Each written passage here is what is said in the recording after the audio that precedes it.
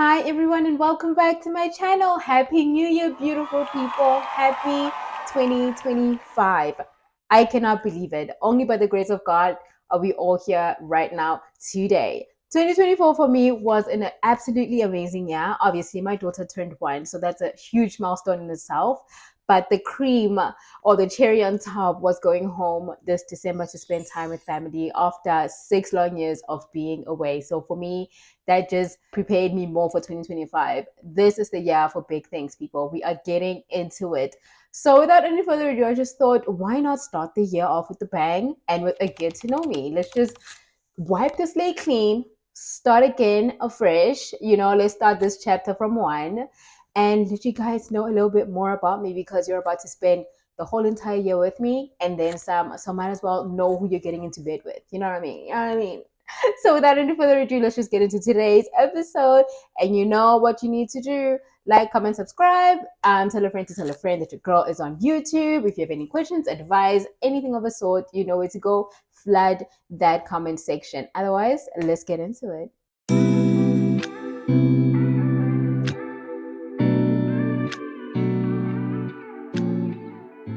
So I'll be using my trusted little old cell phone from back in the day because I have questions written on here. Some of them are some of the questions that you guys asked me when I put a little questionnaire last year. I know I'm only getting into it now. I am so sorry. I'm really sorry. I'm so bad at this. But this year, I'm going to change it. I promise. I'm going to be a changed person. So anyway, I'll be using some of the questions that you guys sent to me. And then some of them are just like ask chat gpt like fun questions that were related to like my niche and just me as a person. So let's get into it. So first and foremost, like I said in my introduction, my name is Mirendahm Smith. I'm born and bred proudly South African. I am one of 2 children. I have an older sister, Renee. That's my pride and joy. That's my heart, my love, my everything. She basically raised me from the time I was 15 to now because we unfortunately lost both our parents, not at the same time, but it happened and she took me in with her husband and my niece, and they've literally been my everything since then. So fast forward, moving to that, obviously went to college, studied advertising management, and then did a series of odd jobs. And then eventually I landed an internship at McCann where I was an account executive. And then I just worked my way up from there. So the first question is going to tie in actually with what I was doing prior to coming to the United States. So the first question that I have is that what was life like before moving to the United States? I mean, it's South Africa. We are a vibe. We are that country. South Africa speaks for itself. It's home. It'll always be home. I loved my life back home. It just so happened for me to move to the United States is that my job started becoming so demanding. It's so mentally and physically taxing that I felt like I needed a break. So my break was, and I've always wanted to like travel the United States. Eventually I was like, I might live there, but let me just go see what it's all about. So then I had this one colleague who was like, her daughter au paired in the United States. Obviously, I had no idea what au pairing was. I had to do my research. And then she just explained, like, yeah, for like a year or 2 if you want to do it. And I was like, I bet. So I did my research and then I applied, and then they called for like a whole orientation thing around the area. And guys, I wasn't even like, in all honesty, this whole thing for me was just like, if it happened, it happened. If not, whatever. Because at the time as well, I was auditioning for Top Billing to become a presenter because, I mean, guys, like I'm just that person. If I get this gig, obviously I ain't going nowhere. Like now. So I remember I went to the audition, and then after that I got an email from the agency that I applied with, which was Cultural Care Au Pair, and they were like, "Oh, you've been accepted. Da da da da da. Your pool has been open." So pools like your profile has been open now to families to like view you and that whole stuff. Fine. And then I had a few people like interested in me. So I was like, okay, cool. So I started chatting with them.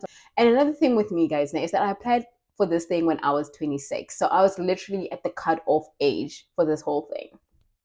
If you guys want to know more about the whole process of how I got to become an au pair, let me know. I'll do like a short video. If not on YouTube, I'll do it on like Instagram or TikTok if it's still here and it's not banned.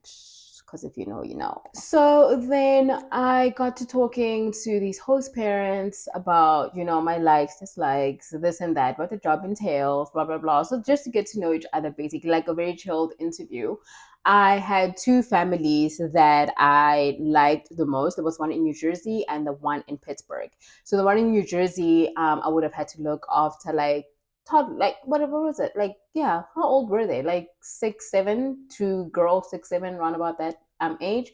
And then the family that I then matched with, I had teenagers. I remember my sister telling me, she's like, why are you choosing this family with teenagers? Like, don't you know teenagers, have attitude, this, and that. And I was like, you know what? At this point, fuck. If I die, I die. It's fine. Like, I don't know. I just felt more connected to them than the other family, even though the New Jersey family was the first one to reach out and we had spoken a lot. But the Pittsburgh family, I don't know, something about the first interview or the first meet that we had, it just said, yeah, this is your family. And to be honest with you, I thank the Lord above that I stuck with that family because they are my family for life. Till today, we still keep in contact. So I am blessed when it comes to that. Did I answer the question? I do not know. Let me check. So the question was, oh Lord, what was life like before moving to the United States? In a nutshell, life before moving to the United States was amazing. I would not have traded it for anything besides me needing a break, which I did get, which turned out to be a permanent break. But I feel like if my job wasn't as stressful as it was, if it was rewarding, because at the time I felt like it wasn't rewarding, I think I'd still be in South Africa. And yeah, the USA would have been like a week type of vibe instead of me having to literally move a year, which turned into two, which turned into six, which now I'm here. So life was great in South Africa. I love South Africa. We'll always love South Africa. Question number one, done. Second question is, what inspired you to become an au pair and how did that experience shape you? So as I said, for me, au pairing was more like an avenue to get out of South Africa, to get a break, but also because my sister traveled a lot with her work. So my brother-in-law and I were basically at that point in time, my niece's caretakers, you know what I'm saying? So with that, I learned the responsibility of caring for a baby till she grew up into a little infant or a toddler, blah, blah, blah, blah, blah. So for me, it was like, you know what, I can do this. Like, I love kids. Let me see what's going to happen. And it worked out. I don't know. But I landed with a family that had teenagers. And you know what? Those kids have changed my life forever. My babies are now working. One is working, one is in college, about to start working. When I came here, those kids were still like fresh in high school. Like, you need to understand the level to this. You need to understand the level to this. You know what I'm saying? So, and I won't lie, the traveling aspect of it was the more enticing thing about becoming an au pair, but everything kind of just gelled together. That's my perspective, my opinion. Third question, what was the biggest cultural shock since moving to the United States? The biggest shock for me was that what you see in the movies is not entirely what is. So the movies embellish a lot about the United States. Maybe the parts that I've been in, but a lot of people say the same thing. Obviously, the food is quite different. The portions, like when I first landed, the portions for something so like not that hectic is so huge. The taste as well is different from South Africa. 6 years later, I can still say, yes, the taste is still different. Like, give me a choice. Death row vibes. I'm going home. Like, but it's not bad. You get accustomed to it, I guess. You just have to find what works for you. Not everything will work for people in South Africa. Not everything will work for people here in the United States. Obviously, the driving from left to right type of thing was also a confusing thing. I remember the first time I actually drove on the left side, and I was wondering why cars are coming my way. Luckily, I was in a spot where I could easily reverse and not get into that whole situation that would have been bad for everyone. The different accents, I don't know, you feel like if someone says I'm from the United States, you can be like, okay, so you have that water, blah, blah, blah, blah, blah. And then you hear like different people from different places in the United States, like a Boston accent is different from a New York accent, different from a Pittsburgh accent, different from a Memphis accent. It's just like, okay. So I think I don't know, it's cool. It's cool in its own right. It is what it is. What else? I remember this one time, my host mom, so host mom is the person that you live with when you're an au pair. So my host mom, I remember when she first paid me, my first paycheck. Would she pay me? She paid me the first week I arrived and I didn't have the kids. That woman, bruh, that woman. Anyway, so how she paid me? She paid me by a check, and I was like, what am I supposed to do with this? And then she's like, go to the bank and check it or cash it. And I was like, how do you do that? I don't know. I probably sounded dumb, but we have not used checks in a long time in South Africa. I don't even think that's a thing anymore. Maybe it is. Maybe it is. I don't know. But I was so dumbfounded. I was like, I don't know how to do this. She literally had to go with me into a bank and show me how to like cash that thing. So there was also another thing. There's so many. Just I cannot think about it right now. Like think about stuff quick enough. Let's get through this. I have so many questions to get through. So let me not like dwell on like some stuff. So let me just quickly get into it. And then guys, also these questions are like so random. They're not like structured per se. So I'll be skipping here and there and everywhere. So just try keep up with me, please. And I'm praying to God that this microphone does not die on me because it has a bad habit of dying on me without me knowing. And I keep rambling and rambling and rambling. And at the end of it all, I'll check and there'll be no sound. And then that will literally be my 13th reason. So anyway, so fourth question says, if you could describe yourself in 3 words, what would they be? I would firstly say animated. And this description came from a job interview that I went to, actually, I think 2 years prior to coming to the USA, where I went for a job interview. And I think they had to give me feedback. And they said I was animated. Now, I had to Google what animated meant because I've never heard a description like that to describe a person. I'm a bubbly person. Like, I'm bubbly, I'm very energetic. I'm just, in your face. So if you can't handle it, babes, I'm sorry, but I'm that. So I stress very easily. Like, oh my gosh, I stress a lot, and I feel like a person could sense my stress. I try not to show it, but I know like one of my best friends would tell me like, you need to relax. Like your anxiety, panicking, stress is coming and rubbing off on me. You need to calm down. And that's one thing that I need to work on this year, whether it be time management, taking, I don't know, meditation classes or something needs to happen because yeah, I do stress a lot. And like I said, I'm a last minute queen, not a flex, nothing to be proud of. It's a fact, something that I need to work on as well. I'm very determined. I'm a very determined person. Even though, like I said, like sometimes I procrastinate or do things last minute, I'm so determined. Like end of the day, the results will come through. End of the day, the job will get done. That's me. So yeah, I think that describes me. I don't know. Maybe someone else can add something else. If anyone else that thinks they know me, go into the comment section. Let me know. Maybe it's something that I didn't pick up about myself and now I will learn. So let me know. Then this question is regarding motherhood. What has been the most surprising thing about motherhood? What has been the most surprising thing about motherhood for me is how people make it seem so easy.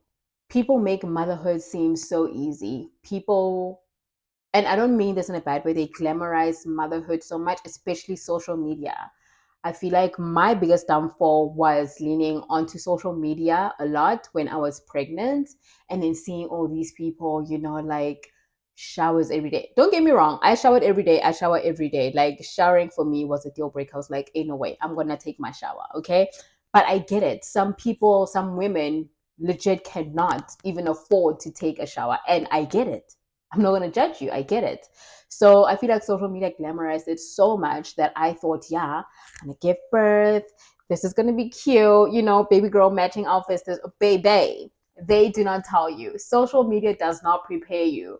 All these milestones. And one thing I'll give like a free quick advice to like new mothers: take social media with a grain of salt. Get advice, but do not let it get to your head, because this is gonna be another section for another YouTube video, because the stuff that I personally went through when it comes to motherhood, I don't know, but that's what I'm going to say. Motherhood is not easy. It's not easy. It's so fulfilling. It's the best thing that's ever happened to me. My child is my world. She's my existence, my air, my heartbeat, my everything. Like there is no do me without my baby. So motherhood for me is the most rewarding thing. It's exhausting mentally, physically, but I would never ever give up my child for anything. I would do it all over again for her. So that's motherhood in a nutshell for me. Like I said, I will create another video regarding my pregnancy journey, my birth story, and then the postpartum part of everything. So stay tuned to that one. Then how has being a mom changed your fashion or beauty routine? I I only now I think am I starting to kind of have my time back because my child now is a little bit more independent. But before, my my best friend can even vouch for this. Like she had to tell me, like, dude, you need to get out of your like your sweatpants and your white tees. Like, what is this, honey? This is not you. What are you doing? Like, I think it took me a good 8 months for me to realize, okay, you can't keep wearing this uniform of yours. Literally, like you could never tell whether I had a shower or not because I literally wore like the same thing, even though it was different shirts, different pants, it was the same font, you know? So I feel like yeah, for the first 8, 9 months of my child's life, my fashion just went down. I was just like, I was not focused. I was in survival mode at that point in time. But now I'm starting to dress up a little bit. Like I'm starting to fit back into my jeans, this and that. I mean, I got lucky that I lost a lot of the weight. I'm not where I would like to be. I would like to tone, but I've been blessed that my body kind of bounced back. So I can still fit into my old clothes that I used to wear some. But yeah, it has changed. My skin, obviously, I'm trying to do stuff with it. I'm experimenting with skin products in order to get my skincare routine in order so that I can clear up some of my dark spots, which now you can't see because the makeup is makeuping. It's doing the damn thing. Babes, babes, don't sleep on me. But yeah, a lot has changed pre-motherhood to now, and I'm trying and slowly getting back to the old do me before my child, but with a child. So that's a journey in itself, and I hope you guys will tag along on the ride because this year I'm fighting myself again. I'm pulling myself and discovering a whole other side of do me. So I'm excited about that. Then, what inspired you to start creating content and how has your journey been so far? What inspired me to start content creating, in all honesty, especially fashion, it has to be my sister. It has to be my sister. I don't know how many times I've raided that girl's closet, man. Like, she would even tell you, like she would tell me, you need to stop like stealing my shoes and stuff like that. Cause I couldn't fit into her clothes per se because my sister's tinier than I am. But those shoes, baby, those shoes were not safe because we were the same size. Also, I mean, she's in the showbiz, so she's always glamorous and ready for anything, you know. So she was definitely my biggest inspiration. And then obviously the internet, like Rihanna and stuff like that. Like Rihanna is my muse. I love that girl. So yeah, you get influenced from, you know, celebrities and stuff like that. But my sister definitely is my main inspiration. Content creating, I started it in 2020 during lockdown. I got bored and I was like, you know what, let me just start shooting content. Let me see what's gonna happen. Let me, because I like clothes. So let's see how this whole journey is gonna go. And since then I've been at it.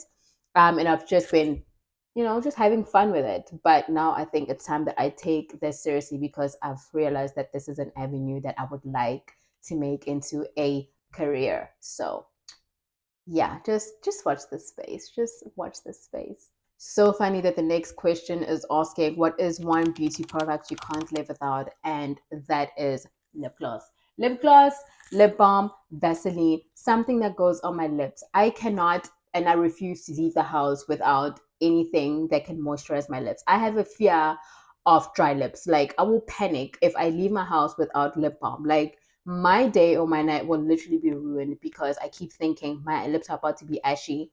I need something. So I make sure 100% that I always have something to moisturize my lips before I leave the house. Always. Then, next question is, how do you balance being a content creator, wife, and a mom? That is still something that I am working on, and I hope to one day find an answer to that because it's been very stressful. Because the only times that I do get to create content, and that is rush content, is when my daughter is sleeping. And if she really loves me as much as she loves me, like even now, I do it when she's sleeping.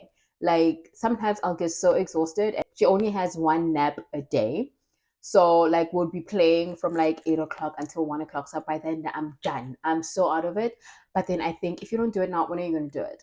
So that's the only times that I normally do get time to create content. Otherwise, some weekends I might when my husband is here, but I try not to because I want to spend time with both of them.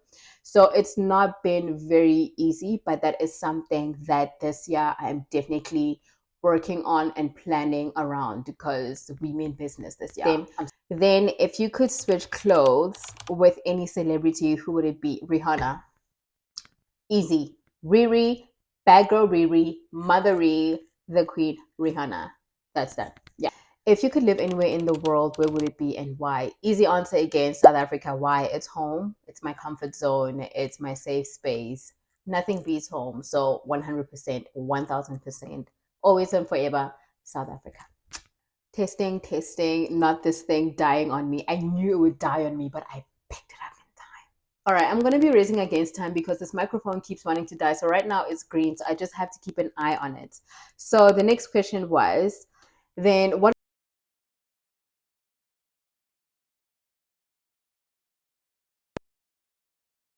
This question does not want to be answered. Okay, again. So I'm going to start recording without the microphone because she has died on me. I need to get a new mic because this one does not last for anything. I've been charging it basically the whole day and it just decides to die on me when it does decide to die on me. So I'm sorry for the volume changes, but I hope you guys can hear me and understand me. So let's just continue with this okay? So the question that I've been answering for the 4th time now is, what's the one fashion rule you think is meant to be broken? And I feel like fashion should not have any rules. Fashion is based on your personal preference, on your surroundings, on your upbringing, your inspirations, your likes, your dislikes. So it's all about you. Whatever you feel like you want to wear, whichever way you feel fashion can express who you are, do it. Don't be constrained within a box when it comes to fashion. For example, like K Wisdom. I don't know who doesn't know K Wisdom, but that guy's fashion sense is literally out of this world. You know what I'm saying? Like, we're all trying to look the same, and that guy is just in his own world, his own planet, and it works for him, and I'm here for it. Live your truth with fashion. That's what I have to say when it comes to fashion. Then, if your closet could talk, what would it say about you? Currently, my closet would say, honey, are you coming or going? My closet is a mess. I actually want to do a little refresher and get rid of some stuff, like sell them or give them away, depending on the condition and stuff like that. I would honestly like to start building a wardrobe capsule because I would like to have timeless pieces that you can use one item and create 20 outfits from. I think I'm at that age where I don't have to have a closet full of clothes. Can't believe I just said that. But I feel like it's more like quality over quantity. So that's definitely going to be one thing that I plan on doing this year. Yeah, it's going to be hard, but I'm ready to start changing my look. Nothing too drastic.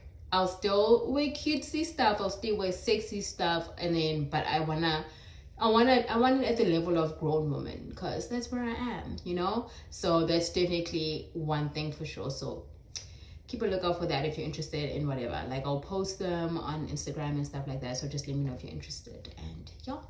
Heels or sneakers, what's the battle in your closet? So I would say I have more heels than sneakers, but any day you'd find me in a sneaker. I have a FOMO thing. I have FOMO that if I don't get certain heels, I'll never get them again. Like, I love the look of heels. I love them. I love wearing them. But they're not comfortable. We're going to be honest about it. They're just not comfortable for long periods of time. Now, even worse because I have a child. So imagine me in heels trying to run after a toddler. Like, in a way, So you will definitely 9 times out of 10 find me in a sneaker. But I feel like my obsession and love for collecting high heels is definitely bigger than my sneaker collection. So if I had to choose between sneakers and heels, if they made comfortable heels that felt like sneakers, I would 100% lean towards high heels. That's me. Then, what's a beginner makeup mistake you made that you laugh about now, baby? If you've never had eyebrow blindness, you are God's favorite child, because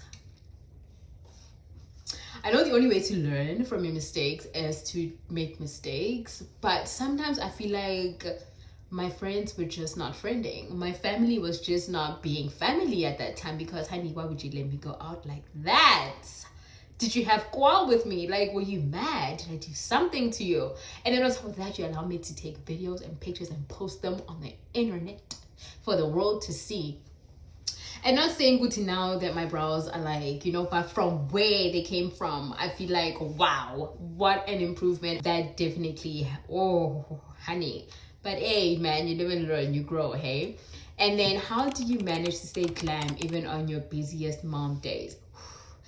I feel like this is gonna be something that 2025 I'll definitely be more into, because I feel like if you have a good skincare routine that works for your skin and clears out all your imperfections, you really don't need makeup. So I hardly wear makeup. I only wear makeup when we're going somewhere, if I'm shooting content, and even with content I only put like minimal. I don't put foundation and all of that stuff. Like all of this you would not see with content day, unless if I'm doing like face stuff. Otherwise, I feel like a good skincare routine, if your skin is well taken care of, that's all the glam that you need, especially for us busy moms.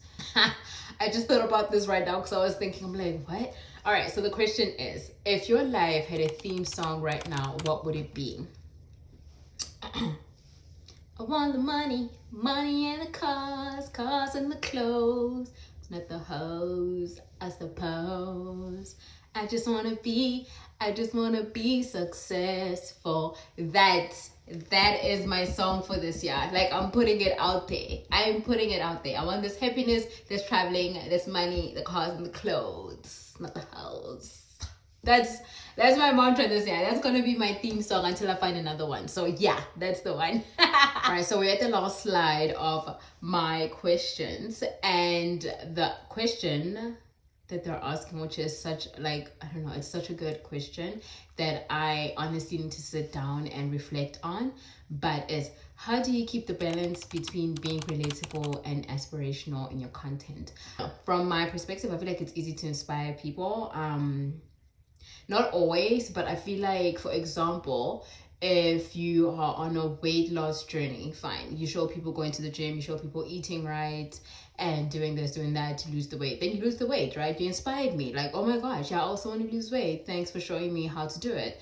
And then to be relatable, I feel like it's more of a hard job, because people literally have to put themselves in your shoes, or you need to put yourself in people's shoes in order to curate content that would resonate on a deeper level with them.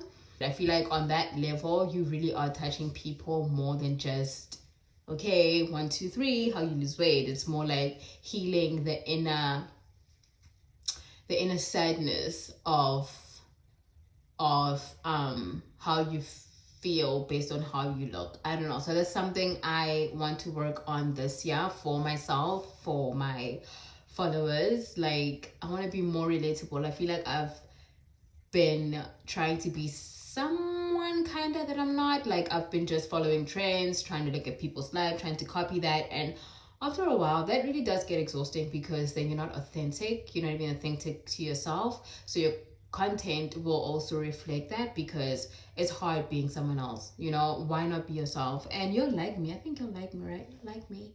So like, yeah, this year I really like, I need to sit down with myself and be like, listen, you are the bomb diggity, you are funny. I think I'm funny, I don't know, but yeah, like I said, I just need to sit down, look deep within, and start just creating content from Dumi's perspective.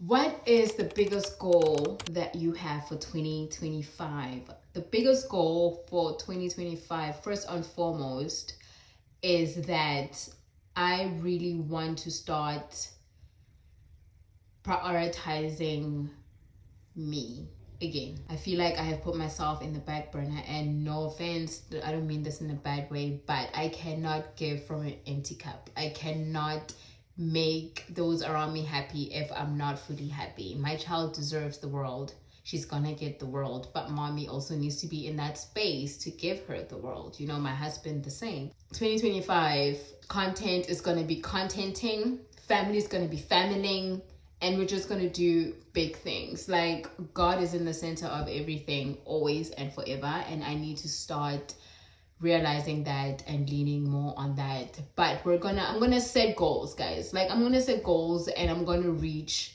those goals. I am not playing this year. Like, there's no room for playing, guys. Let's get into this. Let's hold each other accountable. Let's just make it happen. How do you stay motivated to create content? Woo! That is a hard one. It's hard to stay motivated when you're not being yourself. Like I mentioned previously, when you copy what everyone's doing or following trends that don't resonate with who you are as a brand, it is exhausting. You lose that momentum. You just don't stay motivated at all. So doing a whole 360 change of how I've been creating content and all that stuff. But besides that, how a typical person will stay motivated to create content is obviously by learning from your peers and following accounts that resonate more with what your brand is about, and just experimenting. So that's the fun thing about content creating. Like, you just let your mind, your imagination just go wild. You try things. It's like a trial and error type of thing. It might hit, it might not, but I feel like end of the day, as long as you like what you produce and you feel like it's good enough, your people will find you. So that's one thing I need to remember this year. Not everyone's gonna like you, but my people will find me, and find me they will. What's one thing that your followers can look forward to on your channel this year? You can look forward to more of this, more authenticity, more me, more. I don't know. I feel like I've been depriving you guys of some stuff throughout the years, and a lot of y'all stuck with me. You're sticking with my mediocrity, and I appreciate it. But I feel like just be ready for a do-me that is more motivated and more determined to, be that girl that she is meant to be. Yeah, guys, once I post this, there's no going back. So if by the end of the year I still haven't changed, can you imagine the embarrassment? Yeah, guys, no. So this video is gonna be like my motivation to be like, you said this to the people, now you gotta deliver, babe. So that's, hold me to it. And then the last question for this Get to Know Me is, what advice would you give to someone just starting their journey as a content creator? I would honestly say, number one, be authentic, be you.